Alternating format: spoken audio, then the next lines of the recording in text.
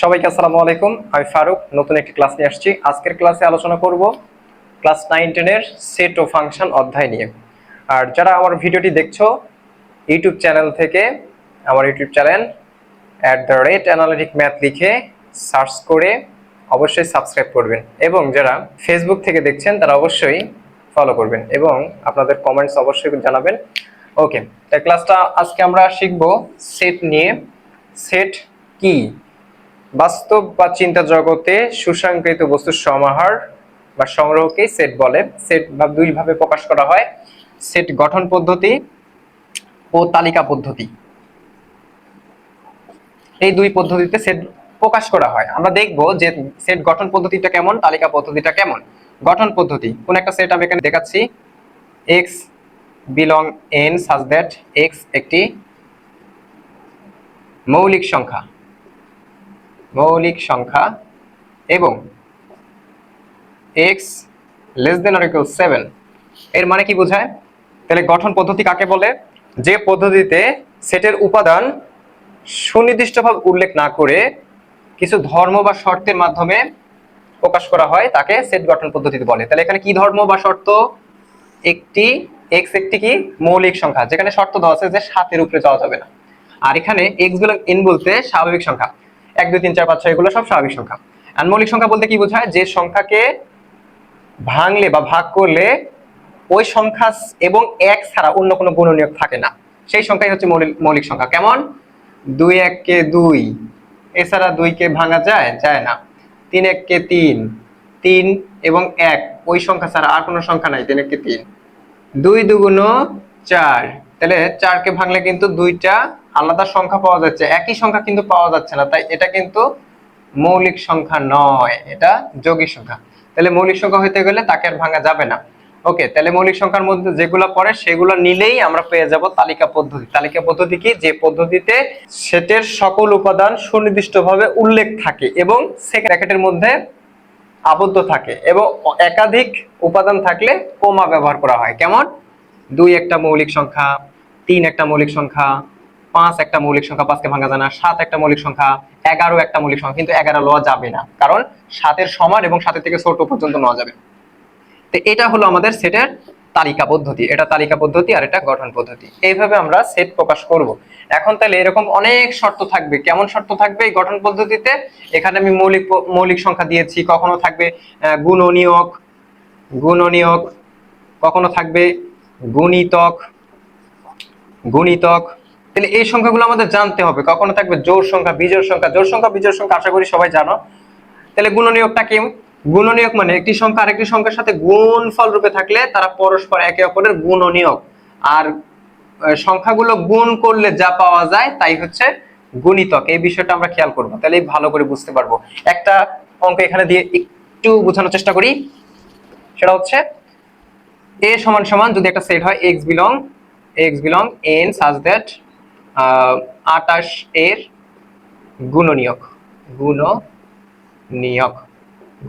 হবে। তাহলে দেখা যাচ্ছে যে এখানে 28 এর গুণনীয়ক কোনগুলা? 28 এর গুণনীয়ক এখানে বের করতে হবে আমাদের এখানে। তাহলে 28 এর গুণনীয়ক কত? 28 কে 28, তারপরে 2 দিয়ে দিলে 14 2 28, তারপরে 4 7 28। এই তো, আর কিছু আছে কি? 5 দিয়ে পাওয়া যাবে না, 6 দিয়ে পাওয়া যাবে না, 7 দিয়ে পাওয়া যাবে, ঘুরে আসছে। তাহলে এইটুকুই হচ্ছে যে এই 28 এর গুণনীয়ক। তাহলে এই তালিকা পদ্ধতিটা কেমন হবে? 1 2 4 7 14 28। এই তো, এইগুলো হলো আমাদের এ সেটের তালিকা পদ্ধতিতে প্রকাশ। তো এরকম অনেক আমাদের এইরকম গঠন পদ্ধতি থাকবে, আমাদের এগুলো নির্ণয় করতে হবে এইভাবে। ওকে, এখন আমরা শিখব সেটের অন্যান্য প্রকারভেদগুলা। সেই প্রকারভেদগুলো কেমন হতে পারে? আমরা উপসেট আগে শিখি। উপসেটটা কেমন, উপসেট কাকে বলে? কোন একটা সেট আমরা এখানে লিখলাম 1 2 3, ঠিক আছে? তো কোন সেট থেকে যতগুলো সেট গঠন করা যায়, কোন একটি সেট থেকে যতগুলো সেট গঠন করা যায় তারা প্রত্যেকেই ওই সেটের উপসেট। তাহলে উপসেট এ এর উপসেট, এর উপসেট কোনগুলা? উপসেট সমূহ কোনগুলা? যতগুলো সেট গঠন করা যায় আলাদা সিঙ্গেল ভাবে একবার সাজাই, সিঙ্গেল ভাবে সাজালাম। এরপর ডাবল করে সাজাই, 1 আর 2 নিয়ে সাজালাম। এবার 1 এর সাথে 3 নিই, 1 3। এবার 2 3 নিই, আলাদা আলাদা হতে হবে। এবার 3টাই নিই, 1 2 3। আরেকটা আছে ফাঁকা সেট, ফাঁকা সেটকে এইভাবে প্রকাশ করা হয় ওরি দিয়ে। আচ্ছা সরি, তাহলে এটা হলো আমাদের এই প্রত্যেকটা সেটই আমাদের উপসেট। কোন সেটের? ওই সেটের উপসেট। তাহলে উপসেট কাকে বলে? কোন একটি সেট থেকে যতগুলো সেট গঠন করা যায় তারা প্রত্যেকেই ওই সেটের উপসেট। এখন উপসেট আমরা শিখলাম, উপসেট শিখলাম। প্রকৃত উপসেট কি? প্রকৃত উপসেটটা কি? উপসেটটা কি? প্রকৃত উপসেট কি? কোন একটি সেট থেকে যতগুলো সেট গঠন করা হয়েছে এই সেট থেকে এই সেট সমান হওয়া যাবে না। অর্থাৎ এই সেট, এই যে উপসেটগুলো আমরা পাইছি, এই উপসেটের উপাদান উক্ত উপাদানের সমান হওয়া যাবে না, ওই উপাদানের থেকে ছোট হওয়া লাগবে। তাহলে এখানে সমান যেহেতু দেখতে পাচ্ছি, এই সেটের সমান দেখতে পাচ্ছি, তাহলে এই উপসেটটা প্রকৃত উপসেট হবে না। আর বাকি এই যে 1 2 3 এর ছোট যতগুলো আছে সবগুলাই প্রকৃত উপসেটের মধ্যে ধরা হবে। তাহলে প্রকৃত উপসেট আমরা কিভাবে প্রকাশ করব? ধরলাম যে এটা বি আর এইটা হচ্ছে এ, তাহলে এইটাকে আমরা লিখবো কি করে? বি উপসেট প্রকৃত শুধু উপসেট এ, অর্থাৎ এর প্রকৃত উপসেট যখন লিখবো তখন আমরা কি বুঝবো? আমরা এটার সমানও হতে পারে, এটা বোঝাইতে, সমান বোঝাইতে উপসেটের ক্ষেত্রে আমরা কি করতে পারি? সাবসেট অর ইকুয়াল করতে পারি। সেক্ষেত্রে আমরা এই চিহ্ন ব্যবহার করব উপসেটের জন্য। আর যখন প্রকৃত উপসেট প্রকাশ করব তখন কোন একটা সেট আমরা নিতে পারি এই যে এটা নিলাম, এটার নাম দিলাম ডি। সেক্ষেত্রে আমরা কি করব? ডি প্রকৃত উপসেট অর্থাৎ সাবসেট এ লিখতে পারি। ঠিক আছে? তাহলে এখানে ইকুয়াল দেওয়া যাবে না, ইকুয়াল দেওয়ার অর্থ হচ্ছে যে সমানও হতে পারে। তাহলে উপসেটে প্রকৃত উপসেটে সমান হওয়া যাবে না, তাহলে এটা রাইট। ওকে, আর এইখানে উপসেটে আমরা কিন্তু সিও লিখতে পারি, সি উপসেটটাও লিখতে পারি, অর্থাৎ সমানও হতে পারে। এই হচ্ছে উপসেট এবং প্রকৃত উপসেটের মধ্যে পার্থক্য। আচ্ছা, আর আরেকটা জিনিস খেয়াল করি, আমরা উপসেট প্রকৃত উপসেট শিখেছি, এবার আমরা শিখবো হচ্ছে সার্বিক সেট। সার্বিক সেট কাকে বলে একটু খেয়াল করলে বুঝতে পারবো। আমি এখানে কিছু সেট এখানে লিখে দিচ্ছি বোঝার স্বার্থে। এই পর্যন্ত দিলাম। এ সমান এখানে আছে 1 3 5, বি সমান দেওয়া আছে 2 4 6। আচ্ছা, এখানে তিনটা উপসেট আছে, সরি তিনটা সেট আছে। তাহলে সার্বিক সেট কি? সার্বিক সেট হচ্ছে যে কোনো আলোচনায় সংশ্লিষ্ট সকল সেট, এখানে তিনটা সেট আছে, যদি কোনো একটা নির্দিষ্ট সেটের উপসেট হিসাবে যদি বাকিটা থাকে, ঠিক আছে, তাহলে এটাকে যদি নির্দিষ্টভাবে ধরি, এই সেটের যে উপাদানগুলো, এই উপাদানগুলো সকল উপাদান অন্যান্য সেটের মধ্যে থাকতে হবে, তবে ওই নির্দিষ্ট সেটকে আমরা বলতে পারি সার্বিক সেট। ওকে, তাহলে আলোচনায় সংশ্লিষ্ট এই যে সেটগুলো দেখছি, এটাকে যদি নির্দিষ্ট করি, এই সেটের উপাদানগুলো পরবর্তী অন্যান্য সেটে ওই উপাদানগুলো আছে, যদি থাকে তাহলে আমরা বলবো এদের সাপেক্ষে এ সার্বিক সেট। আর যদি এখানে সি সমান সমান যদি এরকম থাকতো 6 7, তাহলে কি এটা এর মধ্যে আছে? নাই, সেই ক্ষেত্রে এর সাপেক্ষে এটাকে সার্বিক সেট বলা যাবে না, এই দুইটার সাপেক্ষে বলা যাবে। ওকে, আচ্ছা, আমরা সার্বিক সেট শিখলাম, এখন আমরা শিখবো হচ্ছে পূরক সেট, বাদ সেট। বাদ সেটটাকে শিখি। বাদ সেট কি? বাদ সেটটা কি? বাদ সেট হচ্ছে এ থেকে বি বাদ, এটা বাদ চিহ্ন, আর এটা দিলে কিন্তু ভাগ চিহ্ন হয়ে যাবে, তাই আমরা এভাবে দেব বাদ চিহ্ন। আমরা এটা এইভাবেও লিখতে পারি, মাইনাস দিয়েও লিখতে পারি। তাহলে এই সেটটা কেমন হবে? এ সেট 1 3 5 আর মাইনাস হচ্ছে 2 4 6। ওকে, তাহলে এখানে দেখা যাচ্ছে মাইনাস মানে একটি সেট থেকে যতগুলো সেট, মানে অন্য একটি সেট বাদ দিলে যা থাকবে অতিরিক্ত বা সমান বা মিল বাদ দিয়ে দিব, সেগুলো বাকি যেগুলো থাকে সেগুলোই হবে আমাদের বাদ সেট। তাহলে এখানে কি হচ্ছে দেখি, 2 4 6, 2 4 6 থেকে আমরা যেগুলো মিলবে সেগুলো বাদ দিব, আর যেগুলো মিলবে না সেগুলো বাদ দিয়ে দিব, তার মানে কোনোটা মিলছে না, তাই যা আছে তাই থেকে যাবে। এটা হচ্ছে আমাদের বাদ সেটের অ্যান্সার। এখন আমরা শিখবো পূরক সেট। কি শিখবো? পূরক সেট। পূরক সেটটা কেমন? পূরক সেটটাও এক ধরনের বাদ সেট। আমরা এখানে এ এর কমপ্লিমেন্ট বা পূরক নিলাম, তাহলে এ কমপ্লিমেন্ট বা পূরক সেট কাকে বলে? সার্বিক সেট থেকে, আমি সহজভাবে বলতেছি, সার্বিক সেট থেকে ওই সেট বাদ দিলে, এই সেট মানে এ এর কমপ্লিমেন্ট মানে ওই সেট বাদ দিলে আমরা পাবো পূরক সেট। কেমন? ইউ সার্বিক সেট, এ আমাদের সাধারণ সেট। আচ্ছা, তাহলে সার্বিক সেট থেকে ওই সেট বাদ দিলে আমরা পাবো পূরক সেট, কমপ্লিমেন্ট সেট। তাহলে 1 2 3 4 5 6 পর্যন্তই আছে। এর মান কত? 1 3 5, তাহলে আমরা এই 1 3 5 বাদ দিয়ে দেবো, যেগুলো মিলছে সেগুলো বাদ দিয়ে দেবো, তাহলে 2 4 6 থাকে। এটা হলো আমাদের পূরক সেট, এর পূরক সেট। অর্থাৎ আমরা কি করব, সার্বিক সেট থেকে ওই সেট বাদ দিলে যা থাকে সেটা হচ্ছে আমাদের পূরক সেট বা কমপ্লিমেন্ট সেট। এইভাবে আমরা কমপ্লিমেন্ট সেট বের করতে পারি। এখন আরো সেট আছে সংযোগ সেট, এ ইউনিয়ন বি, ঠিক আছে, সংযোগ সেট। হ্যাঁ, এর ইংরেজি হচ্ছে ইউনিয়ন সেট, ইউনিয়নের ইউ দ্বারা এই সেটটাকে প্রকাশ করা হচ্ছে। আচ্ছা, তাহলে এ সেটটা কি, এ সেট হচ্ছে 1 3 5, ইউনিয়ন বা আমরা লিখতে হবে কাপ, বি সেট মানে কত 2 4 6। ওকে, তাহলে কাপ সেট মানে কি, কাপ সেট মানে একটা গ্লাসে আমি যদি লবণও রাখতে চাই চিনিও রাখতে চাই, যা দিব সব এটা যাবে না, মানে ভরা পর্যন্ত। তাহলে আমি সবগুলো নিতে পারি, 1 2 3 4 5 6, আমরা সবগুলো নিতে পারি। এটা হচ্ছে আমাদের সংযোগ সেট। কি সেট? সংযোগ সেট, সংযোগ সেট। এখন আমরা শিখব ইন্টারসেকশন সেট অথবা সেট সেট, একই জিনিস। তাহলে এর জন্য আমরা আরেকটা সেট এখানে কল্পনা করি, 2 3 5 এরকম একটা নিলাম আরেকটা সেট। তাহলে এখন আমরা এ ইন্টারসেকশন সি বের করব। ওকে, এটাকে বলে সেট সেট। কি বলে? সেট সেট বা ইন্টারসেকশন সেট। এটাকে টুপি বলা হয়, অনেকে টুপি বলে। আচ্ছা, এ কত? এ হচ্ছে 1 3 5, ইন্টারসেকশন 2 3 5। ওকে, এখন ইন্টারসেকশন মানে কি, দুই বা ততোধিক সেটের সাধারণ উপাদানে গঠিত সেটকে সেট সেট বলে। সেট করতে হবে, সেট মানে মিল, মিলে যাওয়া, যেগুলো মিলে যাবে সেগুলো নিব। তাহলে কার কার মিল এখানে দেখতে পাচ্ছি, 3 এর মিল মিলে গেছে, 5 এরও মিল মিলে গেছে, তাহলে 3 আর 5 হবে। এটা হলো সেট সেট। ওকে, আরেকটা জিনিস শিখবো আমরা, নিচ্ছেদ সেট। এটা কি? এ ইন্টারসেকশন বি এর সাথে আমরা করব। তাহলে আমরা কি দেখতে পাচ্ছি, 1 3 5, নিচ্ছেদ। সেট সেট আগে করে দিই, তারপরে দেখা যাক নিচ্ছেদ কেমন। ওকে, কত হবে?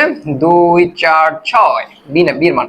আচ্ছা, তাহলে আমরা দেখতে পাচ্ছি যে এই উপাদানের সাথে এই উপাদান সেট করছে কি, সেট করে নাই। সেট যদি না করে সেটাই হয় নিচ্ছেদ সেট।